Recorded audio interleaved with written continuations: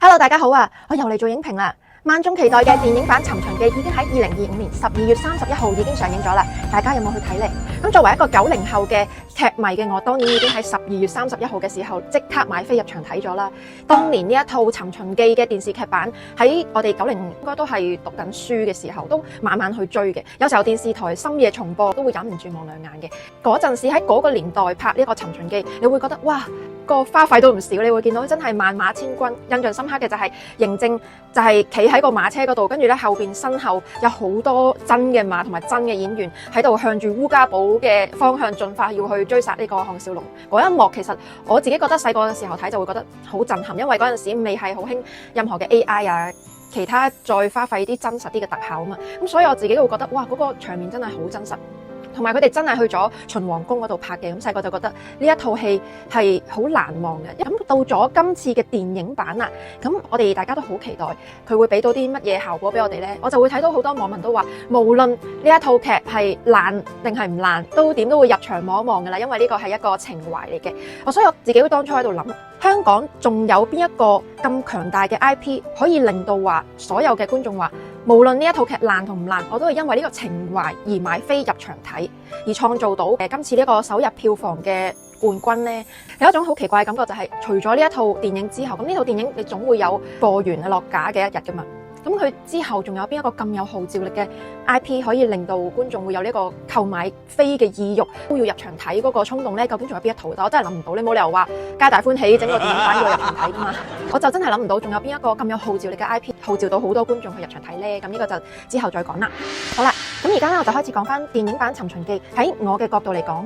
有需要讚賞嘅地方同埋有不足之處嘅地方，就開始會作出一啲評論嘅。因為以往呢，我做開劇評或者做影評嘅時候呢，都從好個方面開始講啦。咁但係今次我就想調翻轉，從我自己覺得不足之處嘅地方開始講起啦。第一點，我就會覺得，如果身為真係一個古代人嘅話，喺懶音嗰方面應該要稍為修正一下，因為當你哋睇到由第一幕開始睇嘅時候，大家會聽得出有一個身為秦人嘅一個角色，佢係咁講咗一個字嘅懶音，就係大王就嚟攻打六國。六國。如果你係項少龍穿越過嚟，你有懶音其實唔緊要。但係如果你係真真正正要演一個真嘅古代人嘅時候，我自己會覺得你有懶音可能就會影響咗對呢個角色嘅投入度咯。所以我覺得第一點有少少不足之處嘅地方就係有個懶音呢一個問題啦。第二點我自己覺得有不足之處嘅地方咧，就係由三哥飾演嘅阿 Ken 呢個角色咧，佢穿越翻去秦代呢一個目的性唔強。點解我咁講呢？因為佢自己本身都有個劇情嘅交代，就係話阿 Ken 呢個角色就係發明時光機嘅本人，即係佢本身係一個搞科研嘅一個人，已經有一個科學嘅頭腦啦。咁你嘅出發點居然唔係因為係一個要研究科學嘅出發點去穿越秦代，而係淨係好簡單，就話我要去取代秦王，我要做秦始皇。呢個目的性令到我覺得唔夠強啊！就話其他嗰啲叛變嘅 partner 我都知道係話佢要攞古董啊，明確嘅目的性我要錢。Ken 佢作為一個搞科研嘅一個人，如果你係對歷史有所熟悉，其實你都知道做皇帝仲要做秦始皇唔係一件好 happy 嘅事情。你身為一個現代人咁耐，你知道去古代生活有幾咁麻煩，你冇理由話你特登穿越去古代，我就會為呢個秦代興建呢個廁所啊，令到個秦代變成一個好現代化嘅一個地方。但係佢又冇講呢樣嘢喎，佢淨係好明確咁樣表達一個信息，就係話我要取代秦始皇。就對我嚟講唔係一個搞科研嘅人會有一個出發點，即係你可以話俾我聽話秦始皇佢本身身上某一個 DNA 或者佢個腦入邊有一個腦髓係可以值得攞出嚟去做呢一個科學研究嘅，或者我想做一個複製人，我去搞另一種科研嘅技術，呢一個目的性我都覺得佢都有好強啊！我相信佢係一個本身搞科研嘅人會諗到嘅嘢啊！咁又或者係要攞秦始皇翻嚟俾大家研究咁樣，呢個都係一個搞科研嘅人個腦會出發到嘅一個想法啦。基本上如果你話俾我聽佢係因為呢幾個原因而去秦代搞秦始皇，我都可以相信，我都覺得佢係一個真係搞科研嘅人。但係而家阿 Ken 一出到嚟俾我感覺佢係一個賊王多過似一個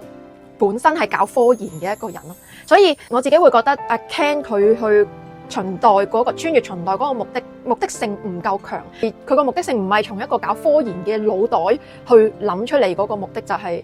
不停喺度強調我要做秦始皇，因為我要做秦始皇之後，我就可以同我個女再彌補翻咁多年嚟冇相處過嘅一個時光咁樣。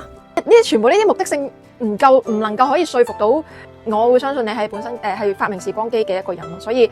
我自己覺得阿 Ken 呢個角色嘅塑造個角色背景唔夠強啊。所以唔令到我去相信佢本身就係發明時光機嘅呢個人，所以呢個係我自己覺得嘅第二個缺點。而第三點嚟講，我自己覺得有不足之處嘅地方就係女性嘅角色發揮得唔係咁強烈。除咗善柔呢個角色，佢一直以嚟佢個武力值都係非常之高之外，其他女性你兩個老婆嗰個發揮嘅作用唔會話好大。咁可能話佢可能喺生活片段度剪咗，其實大家都會睇得出嘅，因為之前咧花絮流出嚟嘅 NG 片啊嗰啲咧，全部嗰啲生活片段喺真正我睇嘅時候全部冇晒，咩心形牛扒啊，又話買完米翻嚟嗰一幕啊，全部冇晒剪晒嘅。咁聽講阿古生話佢話會有另一個方式會播翻出嚟，咁我哋大家期待一下啦。同埋我今日就聽到話佢有第3個結局嘅，咁大家又期待一下啦。咁但係講翻轉頭，點解我話呢一個女性角色嘅發揮力唔強呢？而家近年來再討論翻呢一套電視劇，大家觀眾嘅反應會睇得出，大家點解會中意善柔呢個角色呢？因為佢從來都唔會話拖後腿啊，又唔會製造麻煩，同埋佢個思想獨立。佢就唔會話冇咗愛情要生要死啊！佢可以有自己嘅生活，佢可以有自己嘅思想，亦都唔會話俾傳統嘅一個女性嘅思想而去束縛住。咁所以而家近排好多已經重新再睇一次電視劇《尋秦記》嘅觀眾們，大家都會好中意善柔呢個角色。咁而喺電影入邊，其實佢都有發揮到佢最強勁嘅一個功效，就係佢能夠武力值都係好高咧，同埋佢最後有推動到項少龍去帶翻大王去秦宮呢件事。咁但係其餘嗰2位主角嘅角色嘅俾我嘅感覺其實好似下降咗好多。咁但係喺我嘅角度嚟講，佢就冇將呢2個女性角色再加強翻一啲。你始終都咁多年啦，佢又建立咗項少龍又建立咗個山寨啦。咁但係點解阿廷芳佢好似個武力值都係冇咩點樣增長過？然之後又係做咗人質啦。咁但係琴青方面，佢作為一個才女你咁其實你話佢唔中意學武功嘅，佢唔適合學武嘅。咁但係喺才能方面，譬如我自己覺得，如果佢真係咁有智慧、咁有才能嘅話，其實佢喺設計機關方面，我覺得佢可以幫到手。即係可能你話嗰個逃生隧道嗰個機關可以係佢設計嘅，或者係有一啲生活上嘅小機關又係佢自己去設計嘅。即係呢啲少少嘅細節，會令到呢個角色會俾我嘅感覺係佢係有所成長咯。即係唔會話成個人物角色好似冇成長一樣，反而仲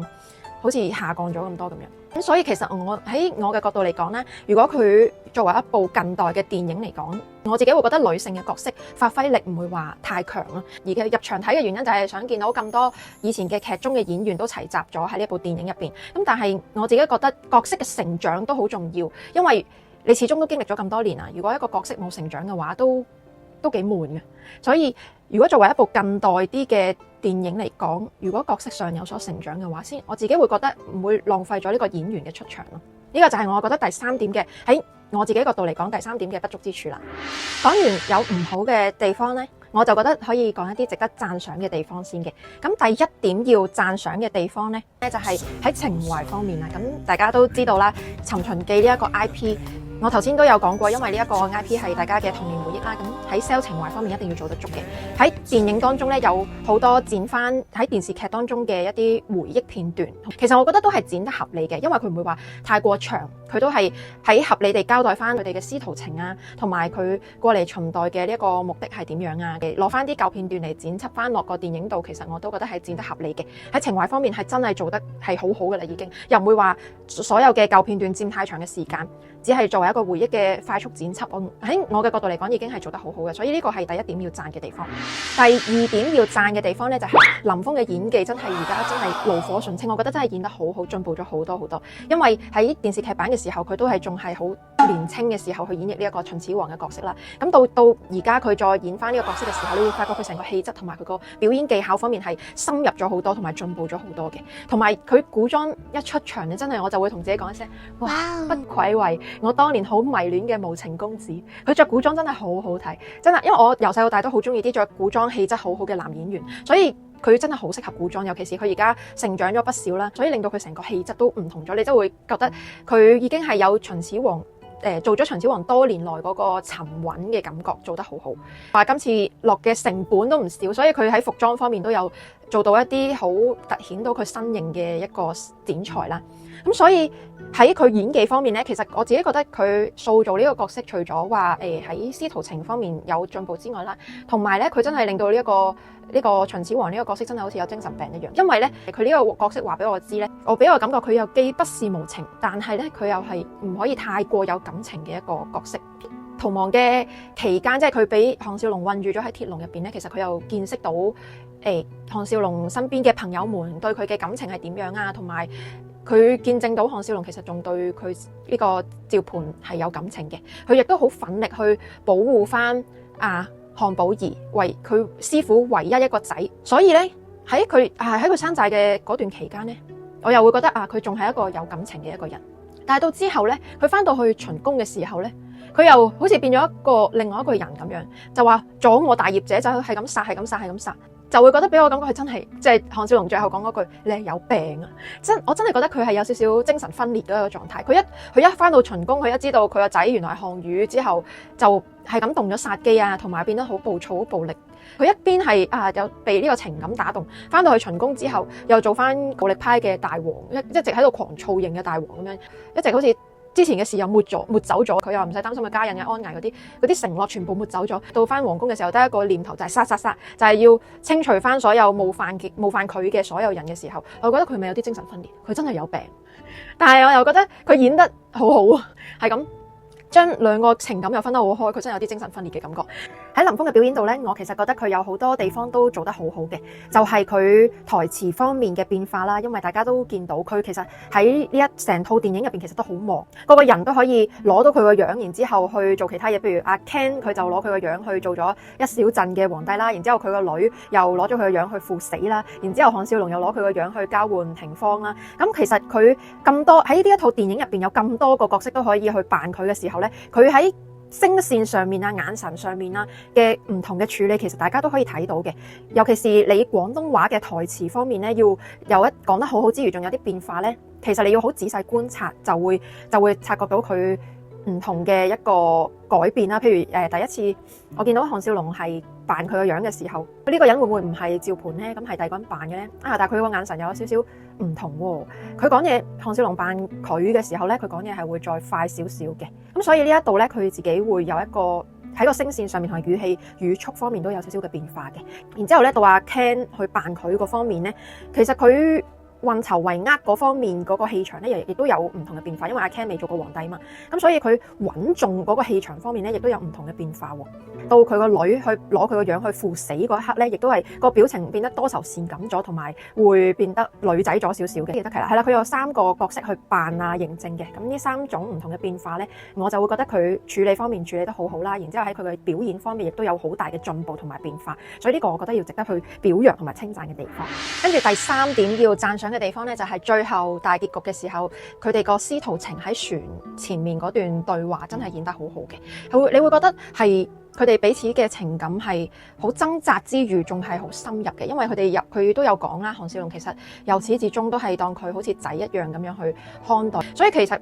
佢哋兩個之間嘅情感係既掙扎之餘，同埋佢哋嘅情感係好深厚嘅。其實喺嬴政嘅角度，既想殺又唔想殺咁樣，好想自己個霸業可以長久啲，但係佢身邊已經冇咗一個對佢情感好深嘅一啲親人啦，剩翻項少龍。咁佢就嗰段對話咧，就可以呼喚翻佢嬴政趙盤埋喺最深處嘅趙盤嗰個對師傅嘅情感。嗰段其實真係好感人，佢哋個師徒情真係做得好好，所以呢個咧就係第3點要讚嘅地方啦。咁仲有一點我覺得要讚嘅地方咧，就係陳國邦飾演嘅李斯呢個角色，我覺得真係值得讚嘅，因為佢言行連個呼吸啊，同埋佢去講對白嗰方面咧，即係成個古代人咁樣嘅，即係仍然保持到以往嘅一個良好嘅水準。所以咧，我自己覺得佢塑造李斯呢個角色咧，一如既往咁好，同埋你會見到嗰個李斯嗰個成長係點樣。點樣為之我會見到個李斯嘅成長係點樣呢？佢又會好主動咁樣察言觀色，去望下我大王，你嘅意思你係想殺項少龍啊，定係唔想殺佢呢？咁佢大王唔出聲啊，即刻叫啲士兵收火，唔好殺。呢方面佢就真係連個呼吸都演得好好。然之後佢呢個角色係有所成長，佢會知道佢跟咗大王咁耐啦，佢知道呢個係真嘅定係假嘅。佢會有諗到呢個對策點樣去解決呢件事，同埋去同項少龍互相配合去解決阿 Ken 嗰一班人嘅。咁所以我覺得陳國邦飾演嘅呢個李斯，我覺得佢塑造得好好。其實你會好明顯見到呢個角色係有所成長，呢方面真係好好讚。咁到第4點要讚嘅地方呢，咁其實就係喺入邊加入咗好多現代嘅元素。其實好多觀眾都好擔心你搞太多科技感喺一個古裝嘅電影，佢雖然係穿越，但係都有啲古裝嘅元素喺入邊。當你古裝同埋呢個科技感喺碰撞嘅時候咧，大家都會覺得呢爛硬嘅呢套電影咧，因為好多人都自己有啲評論，都未開始睇就喺度評論佢爛硬，佢話未看先爛。每個觀眾自己都有個稱嘅，大家入場睇都係因為呢個 IP 呢個電視劇陪伴咗大家成長咁耐啦，咁所以大家入場睇都係為咗份情懷嘅。咁情懷佢真係滿分嘅，咁我自己覺得個劇情係真係 OK 嘅，只係佢刪減咗好多，同埋有少少不足之處啦。講翻我自己覺得佢做得第4點做得比較好嘅地方咧，就係佢加咗好多人類嘅幻想喺入邊。呢啲係咪其實古生自己想玩嘅一啲題材？我自己會好明顯會覺得係，尤其是佢空中飛行嗰一段，其實係好似係阿古生自己想玩多啲喎。然之後就係有一個旅行裝嘅一個電單車拋出嚟就可以變一個電單車，然之後撳一撳入邊一個飛行嘅意念飛行嘅一個滑板咁樣，咁就將呢啲人類嘅想象空間就擺咗喺呢套電影入邊。咁可能好嘅地方就係將人類嘅幻想曾經有一個念頭咁就擺咗落呢個電影入邊去實現咗啦。咁但係覺得唔好嘅地方就係可能會覺得呢套又有古裝又有一啲科技感嘅東西喺入邊，就會覺得有少少不倫不類咁樣。所以但係我自己有另一個角度就諗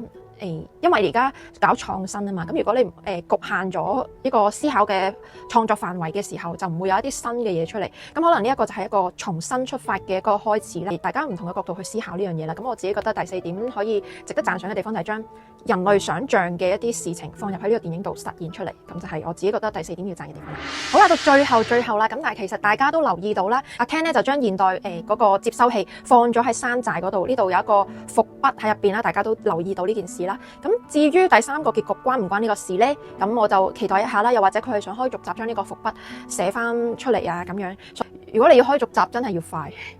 咁呢個接收器會唔會去到漢朝？又會或者可以再後啲呢？佢會留到去邊一個朝代俾人發現咗，而咁啱佢開通咗之後，現代嗰邊又接通咗之後，穿越咗去嗰個年代呢？咁嗰個年代會係邊一個年代呢？咁下一次嘅續集變咗叫《尋秦記》之咩尋乜記咁樣呢？就會有一個幻想嘅空間喺入邊，會唔會有續集或者係一個續寫喺入邊呢？會有啲乜嘢新嘅驚喜會喺入邊呢？《尋秦記》電影版終於都播出呢，其實對於我嚟講，我真係好開心嘅，因為我自己係一個好中意古裝嘅一個人啦，而我就太耐冇睇到有一個電影係真係有廣東話嘅古裝電影出現啦。咁但係而家其實呢近年來被大家嘅印象就係港產片嘅地方就係全部武打，一係就臥底。咁但係我自己會好期待就係會有翻一啲廣東話嘅古裝電影咯，因為對於我嚟講，我覺得呢種係一種好特別嘅感覺。咁當然你話，哎呀，而家啲古裝電影通常都會喺內地嗰邊去執行發行噶啦。咁香港其實真係好難再會出到一啲廣東話嘅古裝電影。其實我都覺得都幾難，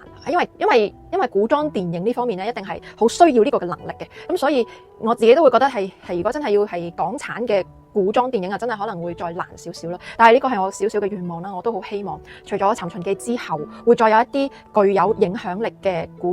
香港古裝電影嘅 IP 會出現，或者一個全新嘅故事。我真係諗唔到仲有邊一個咁有號召力嘅 IP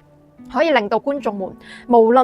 論佢係爛定唔爛，點都要入場望一望噶啦。咁我睇咁多套電視劇，我真係諗唔到啦。今日嘅影評咧就到此完結啦，多謝大家收睇，聽我講咗咁耐嘅嘢。因為咧我自己覺得一套好嘅電影咧，引發觀眾去思考同埋討論咧，係一件好嘅事情嚟嘅。雖然咧就話成日都想話挽救呢個香港嘅電影市場或者整體嘅呢個影視行業想挽救，咁但係都唔係一人之力能夠做得好嘅，因為始終都會有個社會風向或者一個大勢嘅或者一個趨勢去影響咗呢一件事嘅發展嘅。咁但係佢始終都出現過喺我哋嘅生命當中。仲有另外一件好重要嘅事情咧，就係希望大家都可以支持一下喺新年會播出嘅呢個夜王。作為黃子華嘅粉絲，一定要幫佢好大力咁樣宣傳下呢一套新嘅電影夜王，可以見住子華咁樣去睇呢一個賀歲片過新年咧。其實係一件對我嚟講好開心嘅事情。咁希望大家都可以大力去支持子華嘅最新嘅電影夜王啦。今日就真係到此為止啦。咁歡迎大家收睇，多謝，拜拜。